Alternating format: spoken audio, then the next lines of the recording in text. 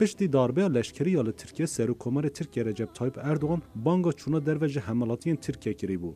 او و زیادتر 20 روزن حملاتین ترکیه لدر و نوبداری دموکراسی دیکن. ایرو روزا یکشنبه به بجدربونا چندین پارتیان میتینگن ل استانبول لبنگه ها یعنی خاپی پیکات و سروکمر ترکیه بجدر و میتینگ بو.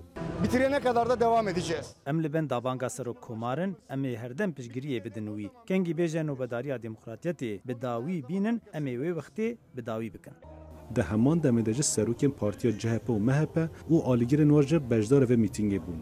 Çok sevindim. Onların da bu ülkeme... ام گله کیف خوشین کو پارتیان دن پشتوانی ددنه و پیواجوه از بخو آلیگیری اکپ ما له هلویستا MHP و CHP گلک باشه و چندین جاران حملاتین ترکیه د نوبداری دموکراسی ده پرسا داروکرین اتکن. İdam gelmesi lazım. Divê darvekirin di yasaya bingehîn de be. Ev kesên derbek kirî divê bên darvekirin. Em ê guh bidin fermana Xwedê an fermana Yekîtiya Ewropa. Serokkomarê Tirkiye Recep Tayyip Erdoğan, serokê partiya CHP, MHP û AKP spasî ji hemelatiyan kirin. Ji bo piştgiriya wan didin demokrasiyê. Ara Macar, deng Amerîka.